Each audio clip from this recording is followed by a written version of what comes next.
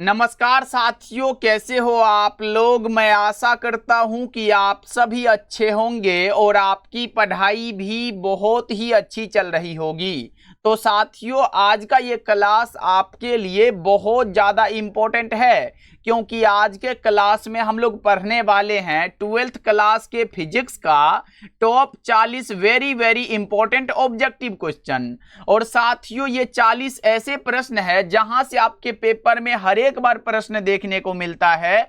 तो आज के क्लास को बिल्कुल ही ध्यान से देखिएगा और आज के क्लास में दिए जाने वाले सभी प्रश्नों को बहुत ही अच्छे से याद कर लीजिएगा।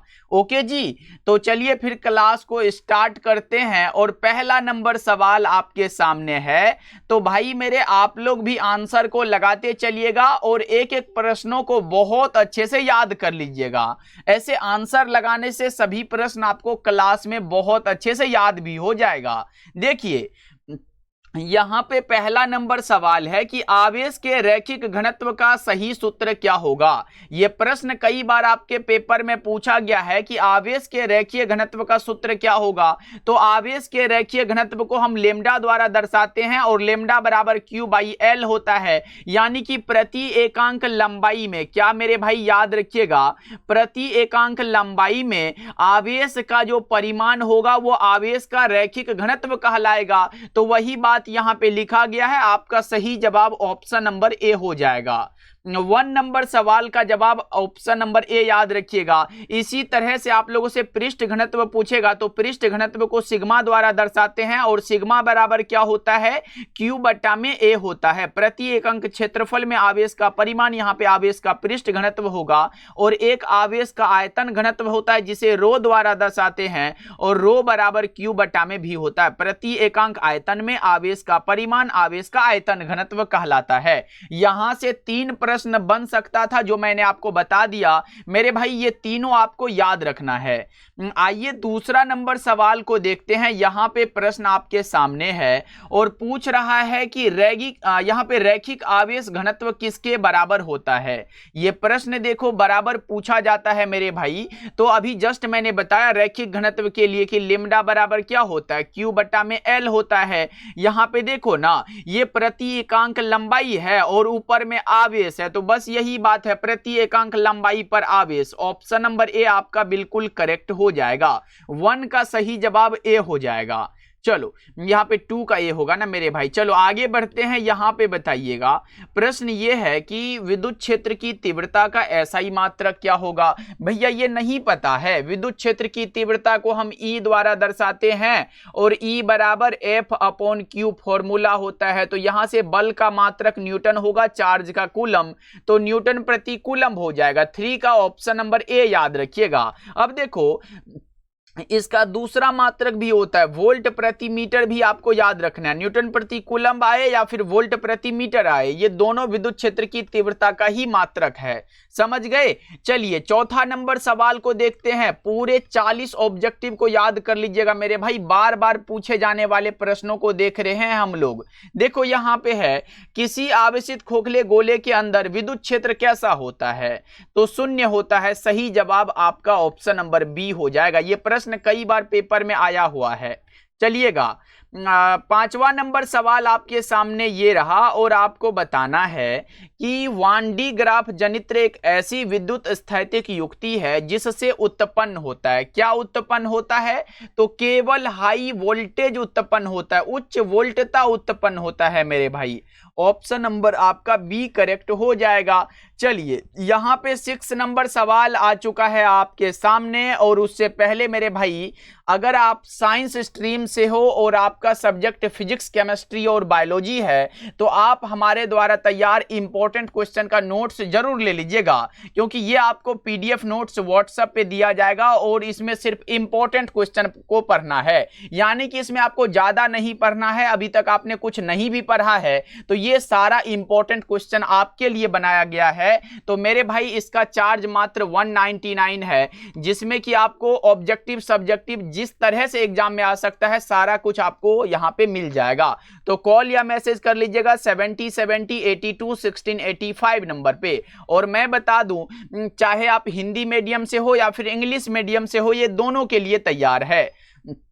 और हमारे तरफ से आपके लिए हिंदी और इंग्लिश का नोट्स बिल्कुल फ्री मिल जाएगा। यानी कि फिजिक्स, केमिस्ट्री और बायोलॉजी का जब आप परचेज करोगे तो साथ में ही आपको हिंदी और इंग्लिश का भी मिल जाएगा। तो आप एक बार इस नंबर पे जरूर कांटेक्ट कर लीजिएगा मेरे भाई। अगर आप चाहते हो कि भैया अभी से पढ़ के हमें अच्छा नंबर लाना है तो इसे जरूर पढ़ लीजिएगा, चाहे आप कहीं भी पढ़ो, लेकिन इतना को जरूर पढ़िएगा मेरे भाई। इस नंबर पे मैसेज कर लीजिएगा। आइए देखिए यहाँ पे किसी धातु का परावैद्युतांक कितना होता है। तो किसी भी धातु का परावैद्युतांक यहाँ पे अनंत होता है। एक बार आया था कि पानी का परावैद्युतांक कितना होता है, तो 80 होता है। एक बार आया था कि निर्वात का परावैद्युतांक कितना होता है, तो 1 होता है। वायु का पूछेगा तो 1.00059 होता है।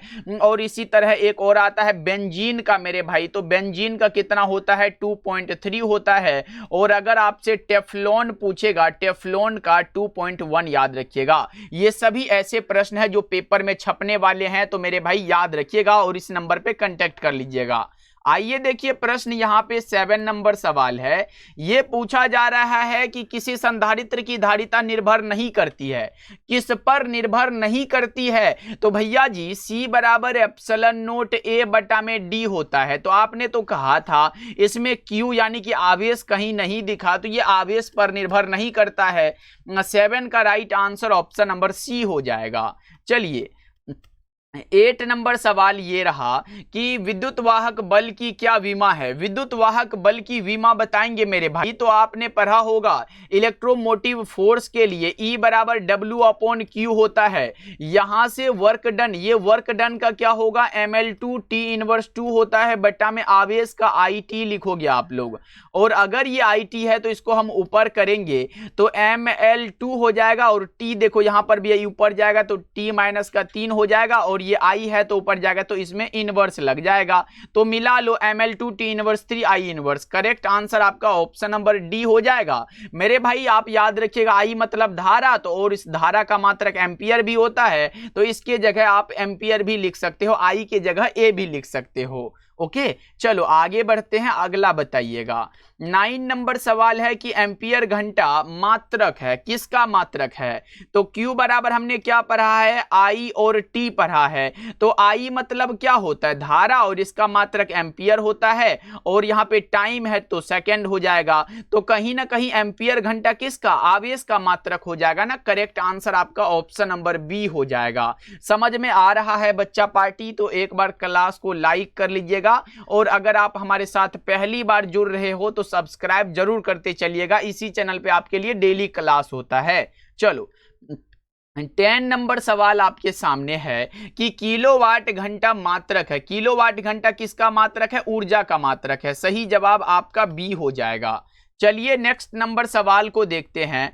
प्रश्न ये रहा आपके सामने कि ट्रांसफॉर्मर के लिए निम्नलिखित में कौन सही है। बताएंगे मेरे भाई। ट्रांसफॉर्मर ये AC वोल्टता को बढ़ाता भी है और घटाता भी है। तो करेक्ट आंसर आपका ऑप्शन नंबर D हो जाएगा। 11 का D ऑप्शन बिल्कुल करेक्ट है।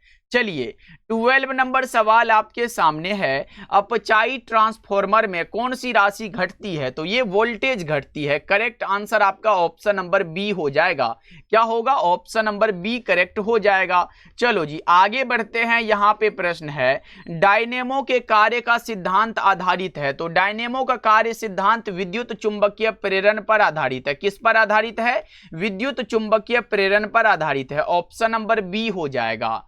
चलो आगे बढ़ते हैं। अगला प्रश्न का जवाब बताओ आप लोग। निम्नलिखित में कौन ऊंचाई ट्रांसफॉर्मर के लिए सही है। तो VS is greater than VP होता है। करेक्ट आंसर आपका ऑप्शन B होगा। ये सेकेंडरी प्राइमरी है। चलो आगे बढ़ते हैं। अगला नंबर सवाल का जवाब बताओ। यहाँ पे प्रश्न है कि दृश्य क्षेत्र अधिकतम होगा। दृश्य क्षेत्र किसके लिए अधिकतम होता है। तो ये उत्तल दर्पण के लिए अधिकतम होता है। आपका सही जवाब ऑप्शन नंबर B हो जाएगा।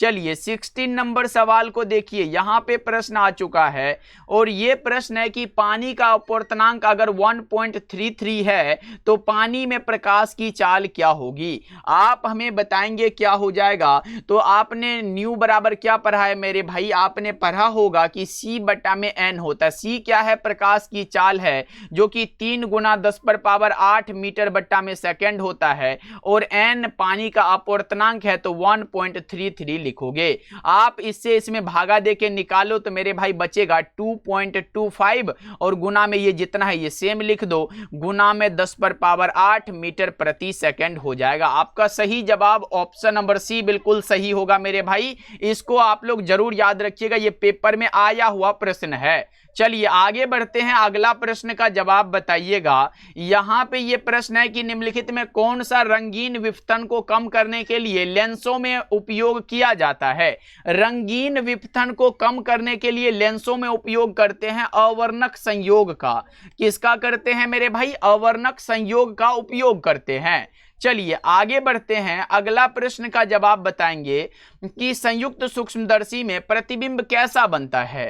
तो संयुक्त सूक्ष्मदर्शी आप एक याद रख लीजिएगा, अगर आपसे सरल सूक्ष्मदर्शी पूछेगा तो आप याद रख लो आभासी और सीधा बनता है। कैसा बनता है? आभासी। और कैसा बनता है मेरे भाई? सीधा बनता है। यानी कि स से सरल सूक्ष्मदर्शी, स से सीधा याद रखिएगा, और यहाँ पे संयुक्त सूक्ष्मदर्शी का उल्टा याद रखिएगा। आभासी और उल्टा संयुक्त सूक्ष्मदर्शी, और आभासी और सीधा सरल सूक्ष्मदर्शी, ये दोनों को आप याद रखिएगा। आइएगा 19 नंबर सवाल को देखते हैं। उत्तल लेंस का व्यवहार किया जाता है। तो मैंने बताया था निकट दृष्टि दोष के निवारण में हम अवतल लेंस का यूज करते हैं, और दीर्घ दृष्टि दोष के निवारण में उत्तल लेंस का यूज करते हैं। जरा दृष्टि दोष के निवारण में बाइफोकल लेंस का यूज करते हैं, जबकि अबिंदुकता को दूर करने के लिए हम लोग बेलनाकार लेंस का यूज करते हैं। तो आपने बताया यहां पे उत्तल लेंस है भैया, तो करेक्ट आंसर हमारा बी हो जाएगा 19 का। चलिए 20 नंबर सवाल को देखते हैं। प्रश्न है कि रेटिना पर बनने वाला प्रतिबिंब होता है। मनुष्य की आंख के रेटिना पर वास्तविक और उल्टा प्रतिबिंब बनता है। करेक्ट आंसर आपका ऑप्शन नंबर बी हो जाएगा। चलिए 21 नंबर सवाल को देखते हैं। यह प्रश्न है कि जब माइक्रोस्कोप की नली की लंबाई बढ़ाई जाती है तब आवर्धन क्षमता क्या होती है। तो सीधे रूप से बढ़ जाती है। 21 का सही जवाब ए हो जाएगा। चलिएगा 22 नंबर सवाल यह है कि संपर्कित दो लेंसों की शक्ति क्या होती है। संपर्कित दो लेंसों की जो शक्ति होती है P बराबर P1 plus P2। Option number A आपका बिल्कुल करेक्ट हो जाएगा। चलो आगे बढ़ते हैं, अगला नंबर सवाल का जवाब बताइएगा। कांच के लिए क्रांतिक कोण कितना होता है। अगर कांच का आपसे पूछेगा कि भैया बताओ अपवर्तनांक कितना होता है, तो क्या बताओगे? तो 1.5 होता है, जबकि इसके लिए क्रांतिक कोण 42 डिग्री होता है। इसी तरह हीरा का जो सबसे ज्यादा इंपॉर्टेंट है, हीरा का अपवर्तनांक 2.42 होता है और क्रांतिक कोण 24.41 डिग्री होता है। ये याद रखिएगा आप लोग। चलिएगा आगे बढ़ते हैं, अगला प्रश्न देखिए। यहाँ पे पारदर्शी माध्यम हीरा के लिए क्रांतिक कोण कितना होगा? 24.41 डिग्री। जस्ट मैंने आपको बताया। आपका सही जवाब ऑप्शन नंबर डी हो जाएगा। चलो आगे बढ़ते हैं। 25 नंबर सवाल ये है, एक गोलीय दर्पण को पानी में डुबा दिया जाता है तो इसकी फोकस दूरी क्या होगी। एक गोलीय दर्पण को पानी में डुबा दिया जाता है तो इसकी फोकस दूरी समान रहेगी। करेक्ट आंसर आपका ऑप्शन सी होगा, कोई परिवर्तन नहीं होता है। चलिए आगे बढ़ते हैं। पूर्ण आंतरिक परावर्तन की स्थिति में परावर्तन गुणांक का मान 1 होगा। करेक्ट आंसर बी हो जाएगा। चलिए आगे प्रश्नों को देखते हैं। यहाँ पे व्यतिकरण की घटना का कारण क्या है? फेज डिफरेंस होता है मेरे भाई। क्या होता है? फेज डिफरेंस होगा, यानी कि कलांतर होगा। 27 का राइट आंसर ऑप्शन ए हो जाएगा। चलिए 28 नंबर सवाल ये रहा आपके सामने। प्रश्न है कि विवर्तन फ्रिंजों की चौड़ाई व्यतिकरण फ्रिंजों की चौड़ाई के कैसे होती है, मतलब ये समान होती है या फिर नहीं होती है। तो ये इसके समान नहीं होती है, के समान नहीं होती है। ऑप्शन नंबर बी आपका बिल्कुल करेक्ट हो जाएगा। चलो आगे बढ़ते हैं। 29 नंबर सवाल ये है, प्रकाश अनुप्रस्थ तरंग है। बिल्कुल सही बात है, क्योंकि ये प्रदर्शित करता है ध्रुवण को। किसे प्रदर्शित करता है? ध्रुवण को प्रदर्शित करता है, पोलराइजेशन को प्रदर्शित करता है मेरे भाई। अगला प्रश्न का जवाब बताएंगे। यहाँ पे प्रश्न है, एक ही तरंगदैर्घ्य के इलेक्ट्रॉन तथा फोटोन की कौन सी भौतिक राशि समान होगी। तो आप बताएंगे भैया वो मोमेंटम होगा, संवेग हो जाएगा। 30 का राइट आंसर आपका सी हो जाएगा। 30 नंबर सवाल का जवाब सी बता रहे हो आप लोग। चलो यहाँ पे 31 नंबर सवाल ये रहा, ये है कि किसी गतिमान कण से संबद्ध डी ब्रोगली तरंग की तरंग दैर्ध्य निर्भर नहीं करती है। तो हमने पढ़ा है डी ब्रोगली के लिए लेमडा बराबर h बटा में एम भी। आप बताओगे भैया इसमें कहीं तो आवेश हमें नहीं दिखा, तो ये आवेश पर निर्भर नहीं करता है। करेक्ट आंसर आपका ऑप्शन बी हो जाएगा। आगे हमें ऑप्शन पढ़ने की जरूरत ही नहीं है। चलो आगे बढ़ते हैं। 32 नंबर सवाल देखो, 6 गुणांक की एसआई इकाई क्या है? 6 गुणांक का बताइएगा तो हर्ज हो जाएगा। ऑप्शन नंबर बी करेक्ट होगा। साथियों अभी तक क्लास को लाइक के लिए भूल गए हो तो लाइक करिएगा और सब्सक्राइब तो करते चलो सभी साथी। चलो क्योंकि 40 ऑब्जेक्टिव है आज के क्लास में। यहां पे प्रश्न है कि एक ही तत्व के समस्थानिकों के बीच मुख्य अंतर क्या है? न्यूट्रॉनों की संख्या है। करेक्ट आंसर बी हो जाएगा। अगला प्रश्न देखिए, 1 एटॉमिक मास यूनिट की तुल्य ऊर्जा है। आपने पढ़ा होगा 1 यूनिट बराबर 1 एटॉमिक मास यूनिट बराबर 931 मेगा इलेक्ट्रॉन वोल्ट। आप क्या बता रहे हो? 931 मेगा इलेक्ट्रॉन वोल्ट हो जाएगा। ऑप्शन नंबर यहाँ पे डी करेक्ट हो जाएगा। ओके मेरे भाई, चलो आगे बढ़ते हैं। अगला प्रश्न देखो, यहाँ पे प्रश्न क्या है आपके सामने बताएंगे आप लोग। यहाँ पे है which of the following is none as nucleon. बताएंगे न्यूक्लियन के रूप में किसे जाना जाता है? आप बताओगे प्रोटॉन और न्यूट्रॉन को। करेक्ट आंसर आपका ऑप्शन सी हो जाएगा। ओके चलो आगे बढ़ते हैं। 36 नंबर सवाल का जवाब बताओ, किसी अर्धचालक का तापमान गुणांक का मान क्या होगा? तो ये क्या बताओगे? ऋणात्मक होता है। करेक्ट आंसर आपका ऑप्शन नंबर बी हो जाएगा। ओके चलो आगे बढ़ते हैं। अगला नंबर सवाल का जवाब बताइएगा, निवेशी वोल्टेज या धारा को बढ़ाने वाले यंत्र को क्या कहते हैं? एम्पलीफायर कहते हैं। क्या कहते हैं? एम्पलीफायर, यानी कि प्रवर्धक बोलते हैं। करेक्ट आंसर आपका ऑप्शन बी हो जाएगा। चलो 38 नंबर सवाल ये रहा, अर्धचालक में वर्जित ऊर्जा अंतराल की चौड़ाई लगभग कितनी होती है? तो 1 इलेक्ट्रॉन वोल्ट होती है। करेक्ट आंसर आपका ऑप्शन नंबर ए हो जाएगा। चलो आगे प्रश्नों को देखते हैं। यहाँ पे कि पश्च अभिनत डायोड कैसा होता है? पश्च अभिनत डायोड जो होता है मेरे भाई, ये जेनर डायोड होता है, साथ में फोटो डायोड भी होता है। तो ए और सी दोनों करेक्ट हो जाएगा ना। ऑप्शन नंबर डी आपका बिल्कुल करेक्ट हो जाएगा। चलो आगे प्रश्नों को देखते हैं। यहाँ पे 40 नंबर सवाल और आज के क्लास का लास्ट सवाल है, और आपके लिए एक क्वेश्चन होमवर्क के लिए पूछेंगे, अभी बने रहिए। देखिए यहाँ पे है, अर्धचालक को प्रबल धारा से क्षति किस कारण से होती है? तो इसमें इलेक्ट्रॉनों की अधिकता से होती है। करेक्ट आंसर आपका ऑप्शन नंबर सी हो जाएगा। तो साथियों पहले आप लोग कमेंट करिएगा ये 40 में कितना सही हुआ, और एक का आंसर आप लोग बताइएगा।